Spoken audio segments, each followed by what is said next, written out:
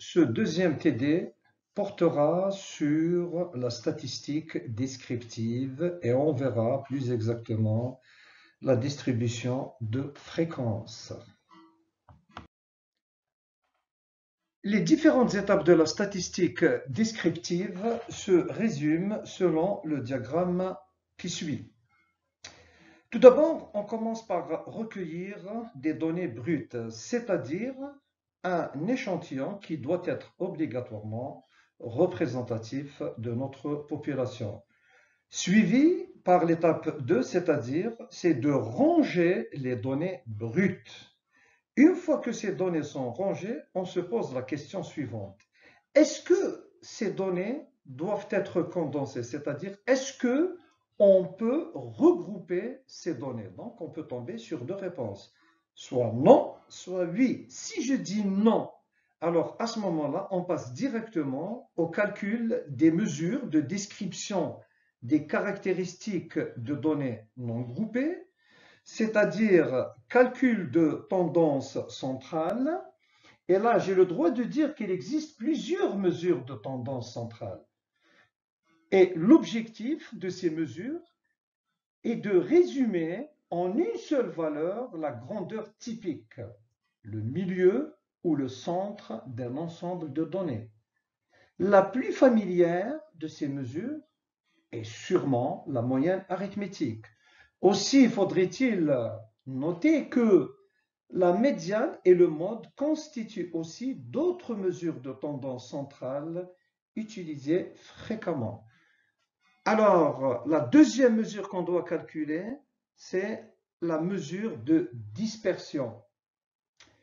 Et je dis que la dispersion, c'est quoi? Correspond à l'étendue, c'est-à-dire la différence entre la plus grande et la plus petite valeur. L'étendue donc constitue la plus simple des mesures de dispersion. Alors là, on va s'intéresser au calcul de l'écart-type qui, à son tour, vise à évaluer la dispersion à l'intérieur d'une distribution. Très bien. Maintenant, dans le cas contraire, supposons que la réponse est oui.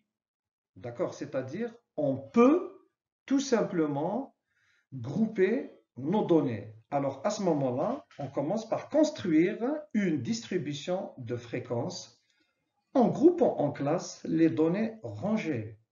Ensuite, représenter graphiquement la distribution de fréquences qui sera suivie par le calcul des mesures de description des caractéristiques des données groupées. Donc, comme tout à l'heure, c'est-à-dire mesure de la tendance centrale, mesure de la dispersion et aussi on rajoute la mesure de dissymétrie. Alors, c'est quoi la dissymétrie? Je peux dire que, par exemple, les courbes dissymétriques se produisent lorsque quelques valeurs sont beaucoup plus grandes ou plus petites que les valeurs typiques rencontrées dans la distribution. C'est-à-dire si j'ai par exemple une représentation en cloche, donc de part et d'autre du mode, c'est-à-dire la médiane, on peut dire aussi de la moyenne arithmétique, j'obtiendrai deux parties inégales. Ensuite, l'étape suivante, c'est quoi? C'est d'analyser les caractéristiques étudiées pour finir par l'obtention de recommandations, c'est-à-dire une conclusion. Commençons par les séries statistiques. On peut dire qu'une série statistique correspond à un ensemble de valeurs obtenues à l'observation sur un échantillon d'individus prélevés d'une population donnée. Le nombre d'individus qui constitue l'échantillon étudié s'appelle la taille de l'échantillon. Maintenant, pour bien comprendre cette notion de série statistique, on va traiter un exemple simple. Si on prend le cas de la latcha, dite encore sardinelle, communément appelée latcha, son nom scientifique est Sardinella aurita, On prend cette espèce pour faire l'étude de sa biométrie. Entre autres, nous avons l'étude de l'allométrie. Par exemple, c'est quoi l'allométrie? C'est juste un exemple parce qu'il y a plusieurs types de paramètres. On va essayer de voir comment s'effectue l'évolution ou bien la relation qui existe entre la longueur totale de ce poisson qui va du bout du museau jusqu'à l'extrémité de la nageoire caudale et la longueur anale qui va du bout du museau jusqu'à l'anus. La question que l'on se pose, est-ce que la longueur anale et la longueur totale croissent de la même manière? Première question. Deuxième question, est-ce que la longueur anale croît moins vite que la longueur totale? Troisième question, est-ce que la longueur anale croît plus vite que la longueur totale? Donc, ce type de question correspond tout simplement à l'allométrie. Pour ce faire, qu'est-ce qu'on a fait? On a pris donc cette espèce, ce poisson-là, on a pris un échantillon de 50 individus, on les a tous mesurés, et là ce que vous avez devant vous, c'est une série statistique qui représente la longueur anale. Et comme vous le voyez très très bien, donc, cette longueur anale présente une taille qui est comprise entre 129 mm et 154 mm. Et à partir de cette série de données, on peut, cela va de soi, passer au calcul d'autres paramètres. Tableau statistique. Le tableau de distribution de fréquences est un mode synthétique de présentation de données. Sa constitution est immédiate dans le cas d'un caractère discret, qu'on verra juste après, mais nécessite en revanche une transformation des données dans le cas d'un caractère continu. Pour comprendre les tableaux statistiques, la connaissance de la notion de fréquence, grand F ou petit f, s'impose. En effet, la fréquence peut s'exprimer de plusieurs façons, à savoir la fréquence absolue qui correspond à NI, c'est-à-dire l'effectif de chaque valeur de la variable XI, la fréquence relative et la fréquence cumulée, c'est-à-dire la fréquence cumulée croissante ou décroissante. Pour mieux comprendre la notion de fréquence, nous avons devant nous un bel exemple. Si je prends une variable xi, qui est représentée par x1, x2, x3, x4, c'est-à-dire 4 valeurs. Dans la deuxième colonne, nous avons les effectifs ni qu'on appelle fréquence absolue. Donc la fréquence absolue correspond à l'effectif de chaque valeur de la variable xi. x1 est répété 8 fois, x2 2 fois, x3 fois, x3 9 fois et x4 3 fois. Et le total n égale somme des ni, donc 8 plus 2 plus 9 plus 3 égale 22. Dans la troisième colonne, nous avons la fréquence absolue cumulée croissante. Comment on obtient cette valeur? Pour la première, il n'y a pas de souci. On commence par 8, c'est-à-dire la fréquence absolue correspond à l'effectif de x1. Pour x2, sa valeur est égale à la fréquence absolue cumulée croissante de x1, c'est-à-dire 8, plus la fréquence absolue de x2. Donc 8 plus 2 est égal à 10.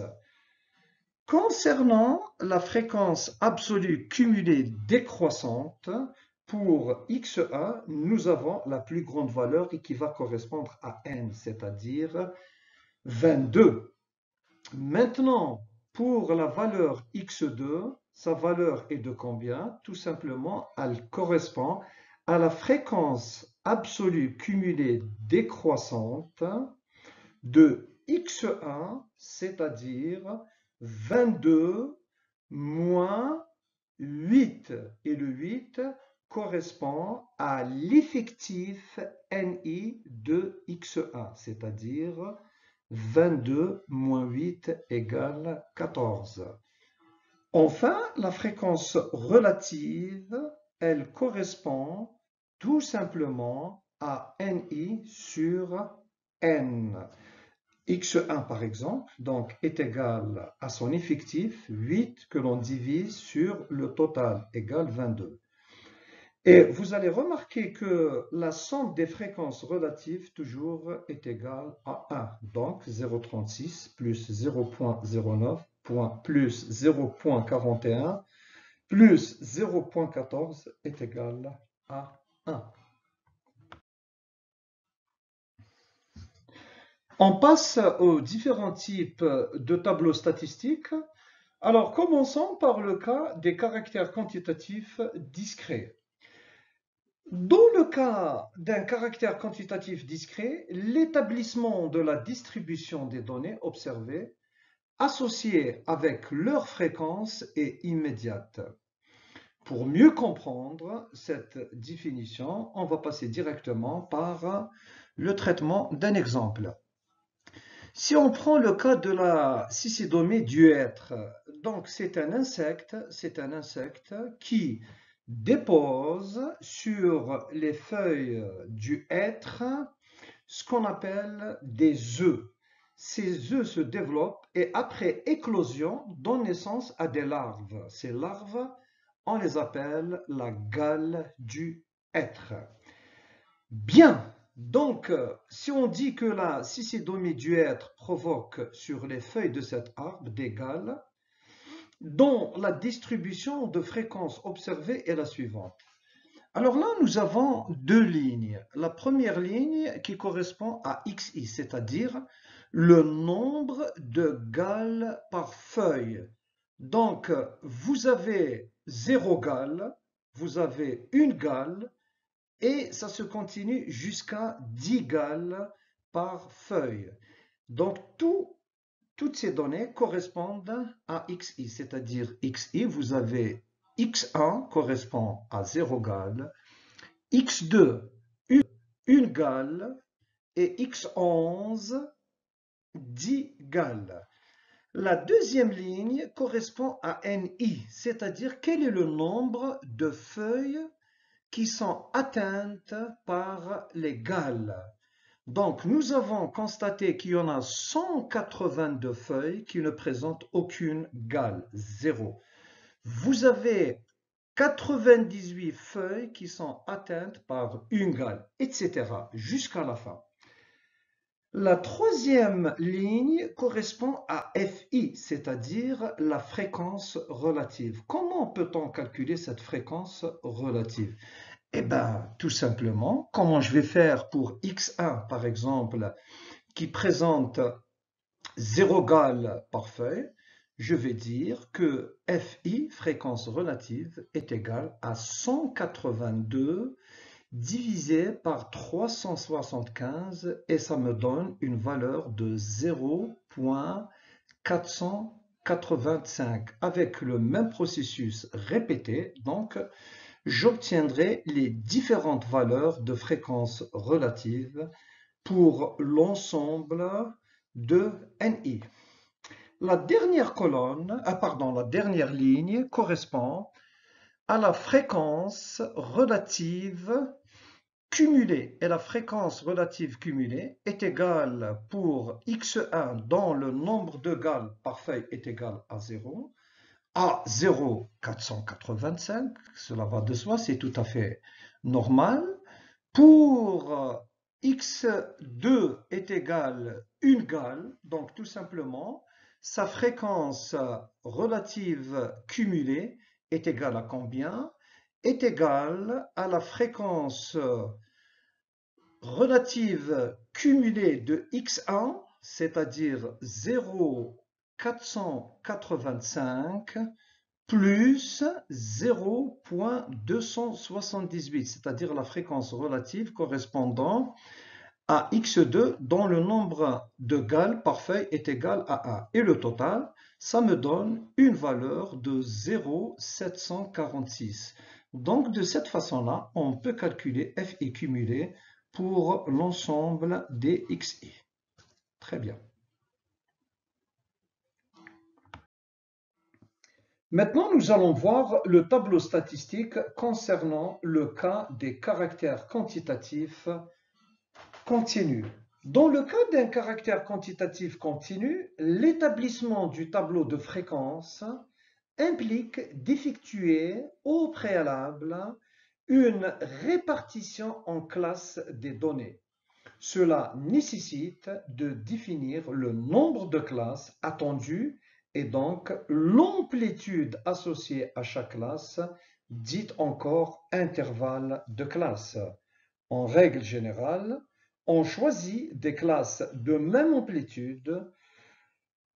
Enfin, pour que la distribution en fréquence ait un sens, il faut que chaque classe comprenne un nombre suffisant de valeurs, c'est-à-dire avoir un échantillon représentatif de la population, c'est-à-dire voir un effectif conséquent.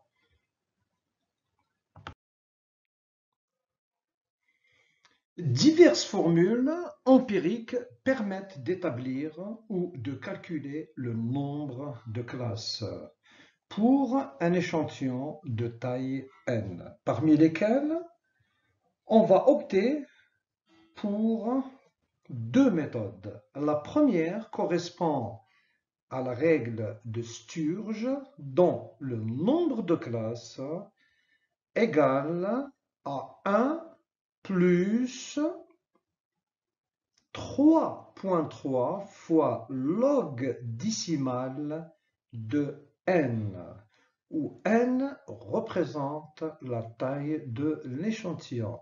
La deuxième approche correspond à la règle de Yule, dont le nombre de classes correspond à 2,5 racine quatrième de n, où n égale la taille de l'échantillon.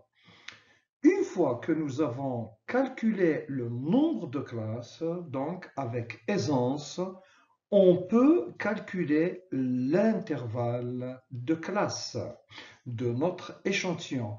Et cet intervalle de classe correspond à x max moins x min, c'est-à-dire x maximal et x minimal, c'est des valeurs de notre échantillon que l'on divise sur le nombre de classes, avec bien sûr x max et x min représentent respectivement la plus grande et la plus petite valeur de xi, c'est-à-dire de la variable xi, dans la série statistique, c'est-à-dire dans notre échantillon.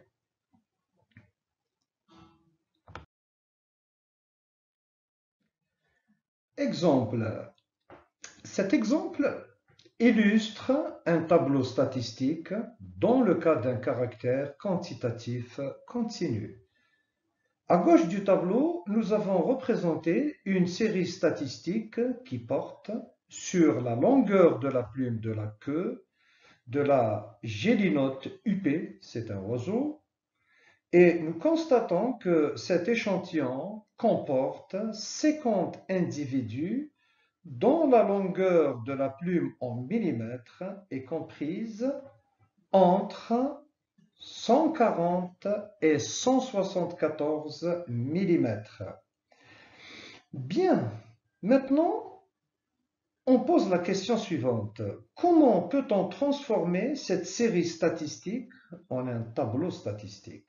Donc, pour ce faire, on doit calculer le nombre de classes et on sait pertinemment que les deux méthodes, à savoir celle de Sturge et Yule, offrent à décrire un résultat qui est de l'ordre de 6,6. Cette valeur sera arrondie à 7, comme on le voit au bas du tableau. Donc, comme je l'ai dit, cette valeur est arrondie à 7 par commodité. Ensuite, qu'est-ce qu'on fait? On calcule l'intervalle de classe qui correspond à 174 moins 140, et on sait pertinemment que 174 correspond à x max et 140 à x minimum. Ça nous donne une valeur de 4,9 qu'on arrondit à 5 mm. Maintenant, connaissant l'intervalle de classe qui est de 5, le nombre de classes, alors, à partir de ces deux données, on peut avec aisance remplir la première ligne du tableau qui correspond à xi. Donc, comme on le voit très bien, ça va de 140 à 145, avec 140 est une valeur qui est incluse dans l'intervalle et 145 est une valeur exclue de l'intervalle. Et ça se suit avec un pas de 5 mm. Le dernier intervalle de classe correspond à 170 inclus et 175 exclus. Au final, donc, on obtient cette classe de taille. La deuxième ligne maintenant du tableau correspond tout simplement au centre de classe CC qui est obtenu comment? Donc, je prends la valeur minimale de l'intervalle de classe plus la valeur maximale que l'on divise sur 2. Et ça nous donne des valeurs de 142,5, 147,5, 152,5, 157,5, 162,5, 167,5 et enfin 172,5. Donc on voit très bien qu'il s'agit là d'un intervalle, d'un pas qui est de 5 mm. La troisième ligne correspond à la fréquence absolue, c'est-à-dire le nombre d'individus par classe de taille xi. Et on obtient combien? Un individu pour la première classe de taille, ensuite suivi par la valeur de 1, 9, 17, 16, 3 et 3.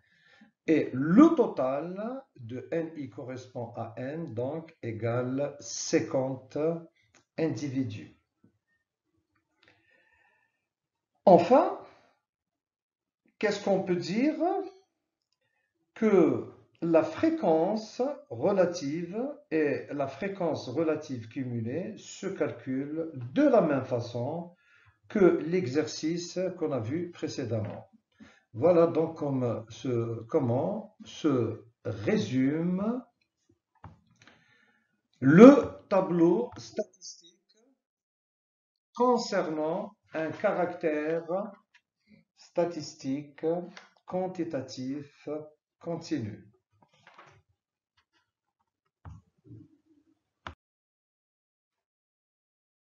Représentation graphique.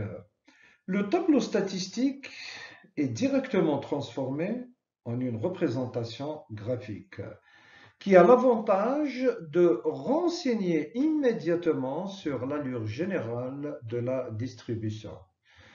En effet, elle facilite l'interprétation des données recueillies.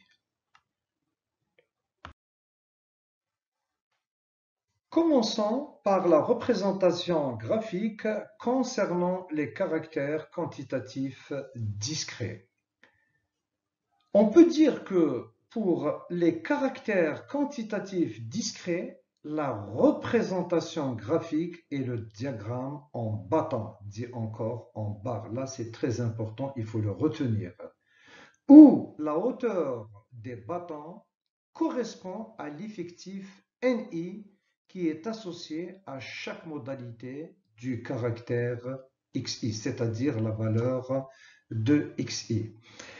Et qu'est-ce qu'on peut dire? Normalement, qu'à partir de cette représentation graphique, on peut conclure que le nombre de feuilles atteinte par la gale NI diminue avec l'augmentation de XI, c'est-à-dire le nombre de gales par feuille.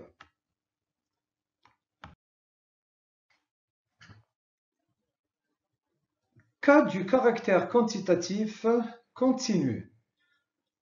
Pour les caractères quantitatifs continus, la représentation graphique est l'histogramme. Ça aussi est très important, hein, où la hauteur du rectangle est proportionnelle à l'effectif NI. Ceci n'est vrai que si l'intervalle de classe est constant, c'est-à-dire avoir le même pas, un pas. En revanche, lorsque les intervalles de classe sont inégaux, des modifications s'imposent pour conserver cette proportionnalité. Dans ce cas, en ordonnée, au lieu de porter l'effectif, on indique le rapport de la fréquence sur l'intervalle de classe. Ainsi, la superficie de chaque rectangle représente alors l'effectif associé à chaque classe. Et on peut dire aussi que ce graphique montre que la distribution de la longueur de la plume de la queue offre à décrire une courbe qui se présente en cloche avec une valeur modale qui est de l'ordre de 157,5 mm.